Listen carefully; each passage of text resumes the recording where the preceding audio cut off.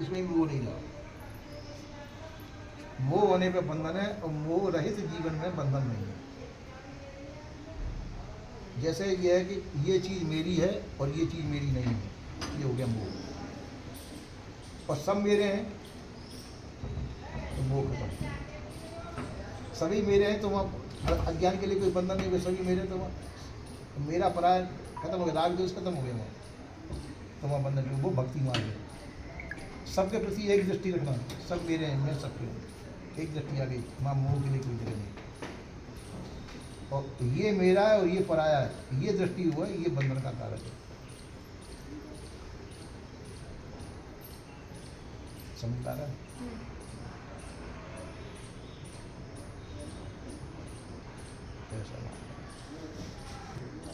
और कभी कभार ऐसा लगता है कि अकेलेपन से डर लगता है, ऐसा क्यों होता है? अज्ञानता। डर क्यों लगेगा? जब तुम अमर हो, तुमको कोई नाश नहीं कर सकता है। शरीर को भय होता है, शरीर नाशवान है, तो शरीर प्रारब्ध को जीवित है। शरीर किससे बना? प्रारब्ध से। प्रारब्ध खत्म होने पर शरीर जो भी भोगना प्रारब्ध के अनुसार होना होगा, सुख दुख दोनों प्रारब्ध के अनुसार है।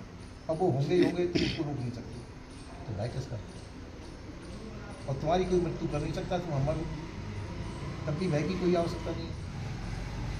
तुमको कोई मार नहीं सकता कि तुम हमेशा जीवित रहने वाले हो, इसलिए भय की कोई आवश्यकता नहीं है।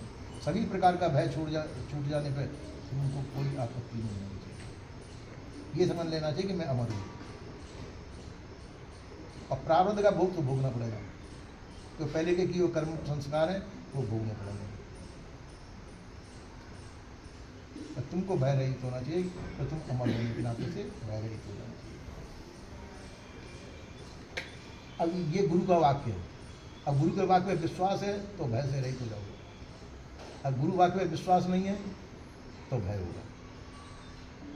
अब जैसे भूत प्रेत नहीं होते, गुरु ने कहा भूत प्रेत की भावना छोड़, अब तुम नहीं छोड़ी तो गुरु वाक्य में विश्वास नहीं होगा।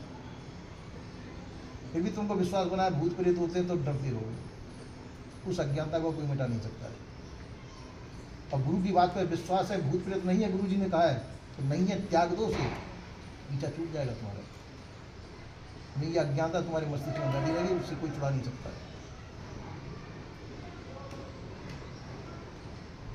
तो इसी प्रकार से भ्रम भूल धोखा को मिटाने के लिए गुरुजनों का वाक्य होता है। उस वाक्य को उद्देश्य को ज्ञान करने पर हम सभी प्रकार के बंधनों से रहित हो सकते हैं, सभी प्रकार के भ्रम भूल धोखे से रहित हो सकते हैं। और गुरुजनों पर विश्वास नहीं हो तो हमको मुक्त करने वाला कोई नहीं।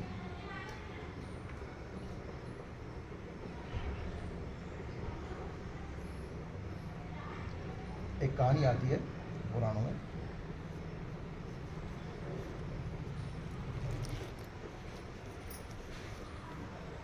नारद जी थे, नारद जी से ब्रह्मा जी ने कहा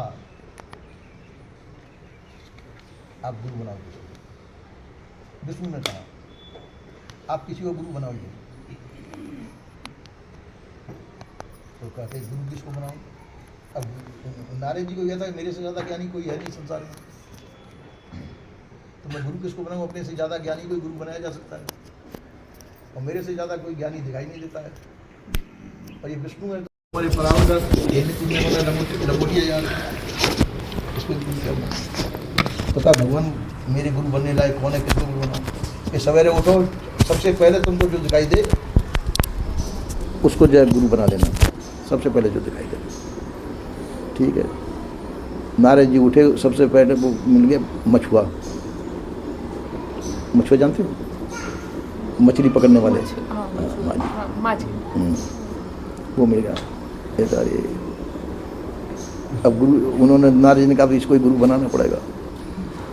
तो पैर पकड़ ले जा करके कि मेरे आप गुरु बन जाइए।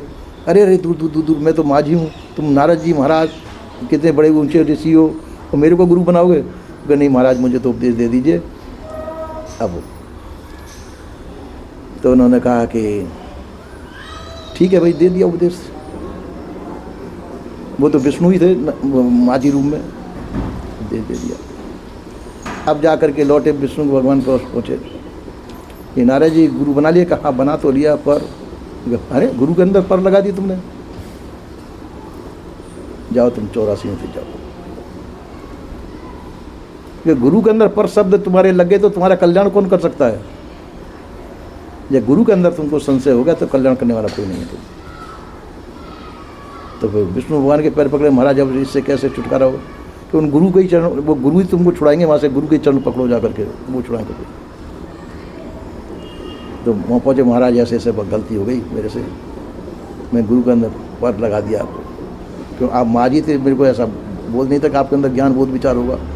तो मैं विष्णु के कहने से कर दिया, पर जब अब ये दोष लग गया, दोष का निवारण कैसे हो कि 84 लाख योनियों से मैं कैसे बचूं?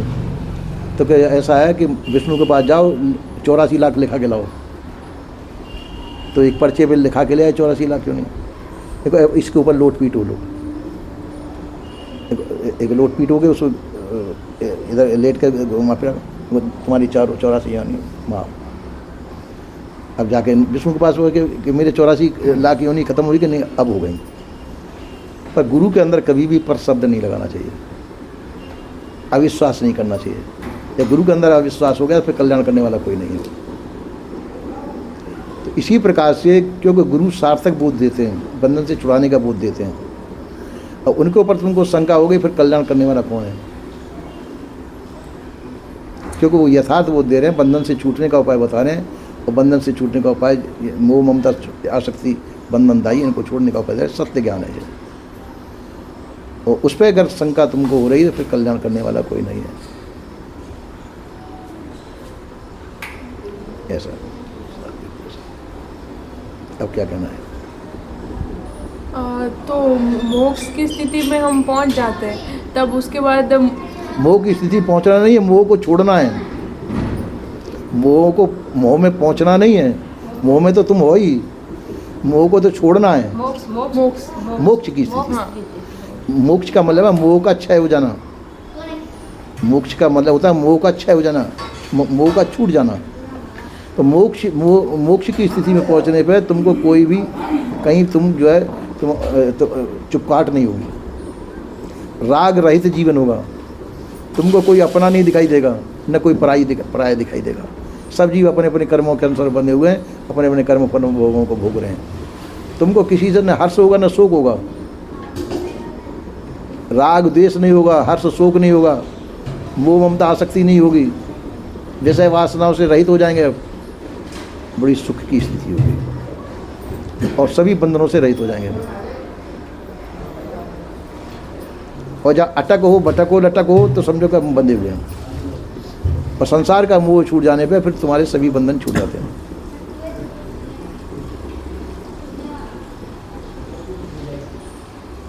जैसे थोड़ी देर के लिए तुम बैठे हो भजन पे, और भजन में बैठने पे फट तुमको ये आवाज़ आती है कि तुम्हारे भाई का गला किसी ने घोंट दिया।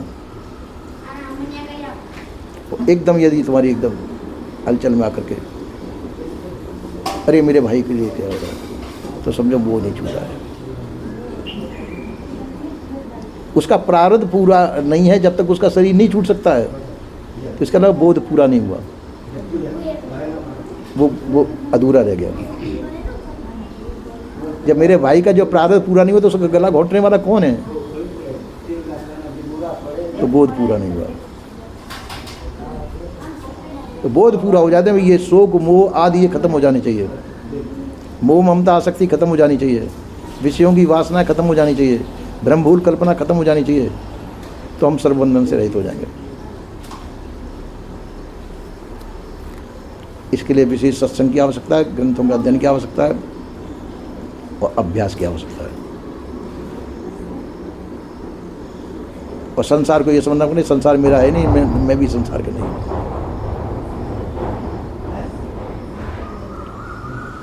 और क्या पूछना है? हो गया?